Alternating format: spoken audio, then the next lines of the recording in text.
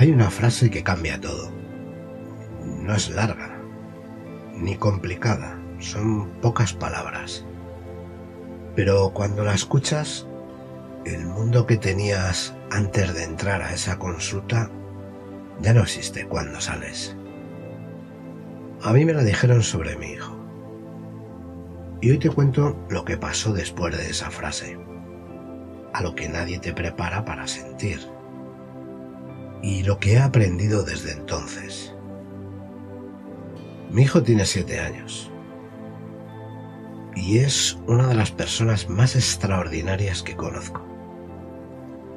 Pero no siempre lo vi así, no al principio. Al principio veía lo que no encajaba, lo que no llegaba a tiempo, lo que era diferente de como yo imaginaba que debía ser. Y me da vergüenza decirlo, pero es la verdad. Y en este podcast siempre decimos la verdad. Recuerdo el día del diagnóstico con una claridad extraña. El tipo de claridad que tienes en los momentos que cambian algo para siempre.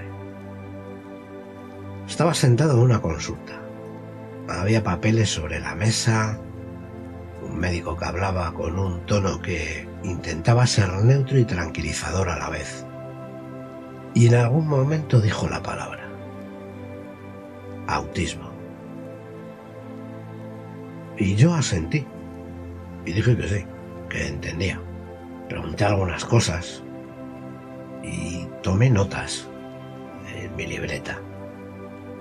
Y luego salí a la calle y no supe muy bien a dónde ir, porque por fuera todo seguía igual. Los coches pasaban, la gente estaba caminando, el mundo funcionaba exactamente igual que 20 minutos antes. Pero yo no era el mismo que había entrado a esa consulta. Lo primero que sentí no fue tristeza, fue una especie de parálisis. Como cuando el cuerpo recibe algo demasiado grande y necesita tiempo para procesarlo. Luego vino el miedo. Un miedo muy específico y muy concreto. No el miedo al autismo en sí. El miedo a no ser suficiente para lo que esto iba a pedir de mí. ¿Sería capaz de darle lo que necesitaba? ¿Entendería su mundo? ¿Sabría cómo ayudarle? ¿Tendría ya, a estas alturas de mi vida, la energía y recursos? Y debajo de todas esas preguntas había una que no me atrevía a formular del todo, pero que estaba en mi cabeza dando vueltas. ¿Qué va a pasar con él cuando yo no esté?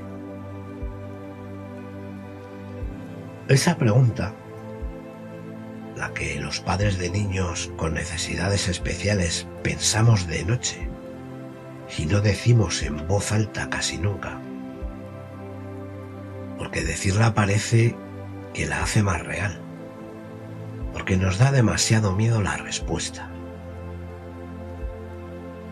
Nadie me preparó para este momento.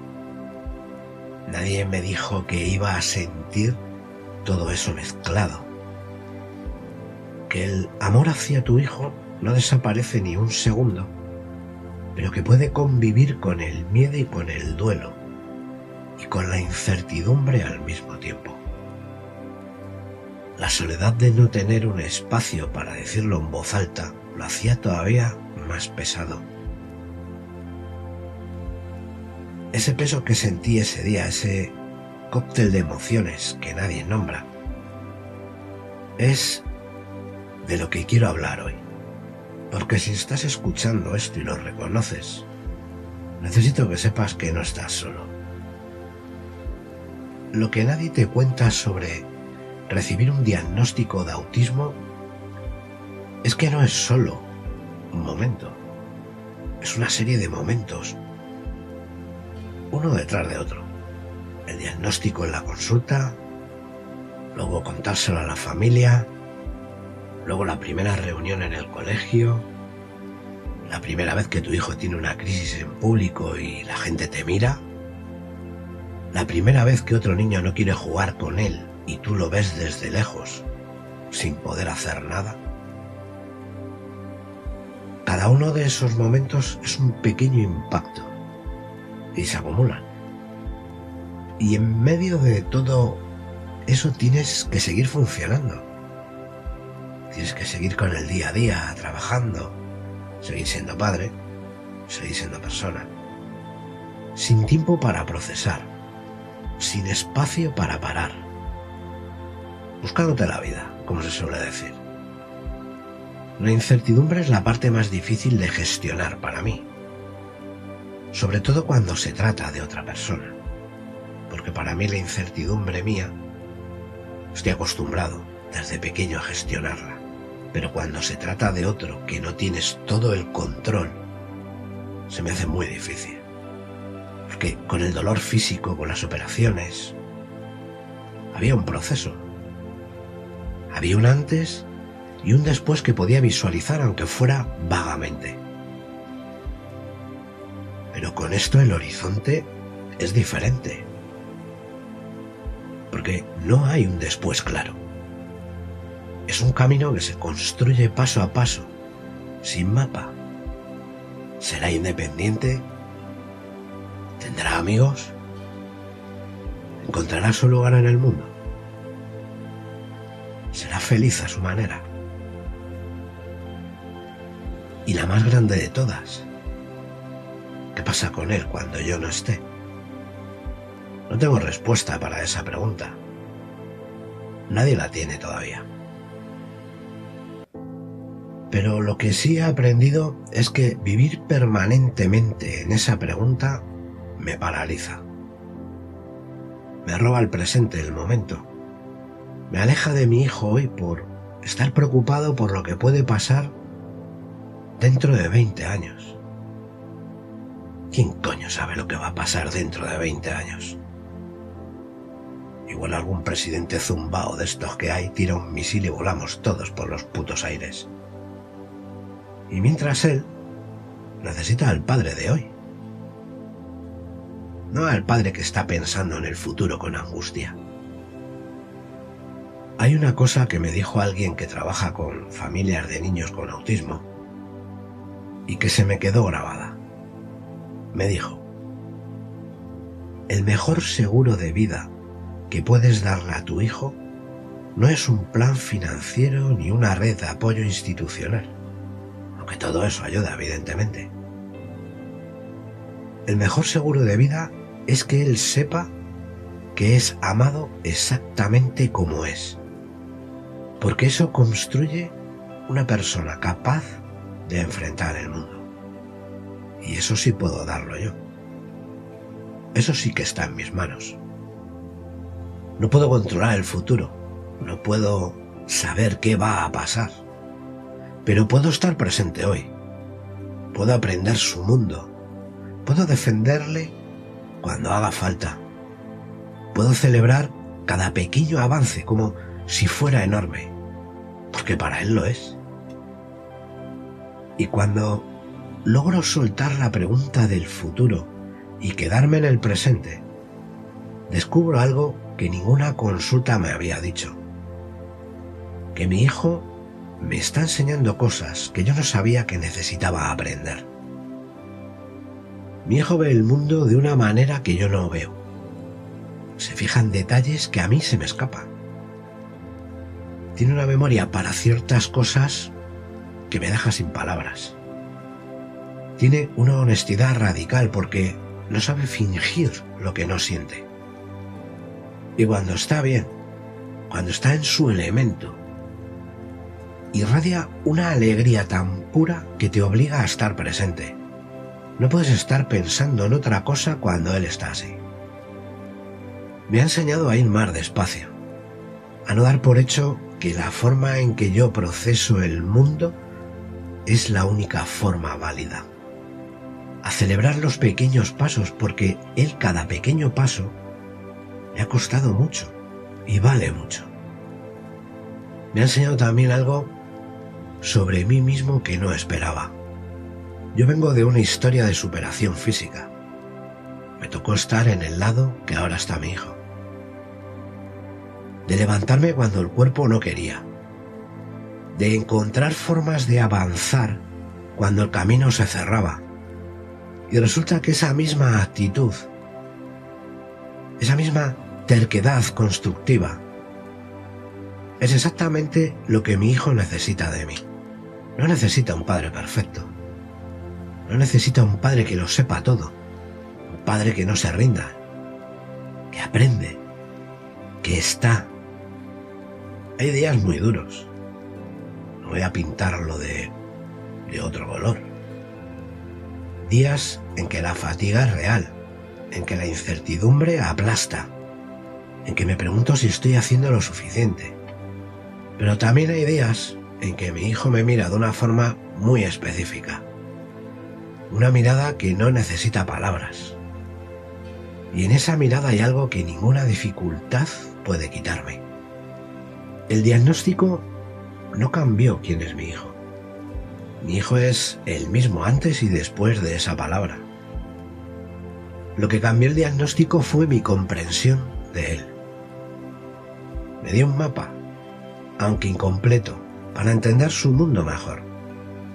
Y eso, aunque llegó con dolor, es un regalo. Si eres padre o madre en esta situación, o si conoces a alguien que lo sea, quiero dejarte algo concreto para llevar de este episodio. La herramienta de hoy se llama La carta al padre que fui. Es una carta que le escribes al padre o la madre que eras el día antes del diagnóstico, que todavía no sabía lo que iba a llegar. En esa carta escribe 3 cosas. Primero, ¿qué querías decirte a ti mismo en ese momento? ¿Qué necesitabas escuchar cuando saliste de esa consulta y no sabías a dónde ir? Escríbelo ahora, que tienes algo más de perspectiva. Segundo, ¿qué has aprendido desde entonces? No sobre el autismo, sobre ti, sobre lo que eres capaz, sobre cómo has crecido siendo el padre o la madre que este hijo necesitaba. Tercero, ¿qué le dirías hoy a un padre o una madre que acaba de recibir el diagnóstico y está en ese parking o en esa calle sin saber qué hacer con lo que acaba de escuchar? Esta carta tiene 2 funciones. La primera es para ti.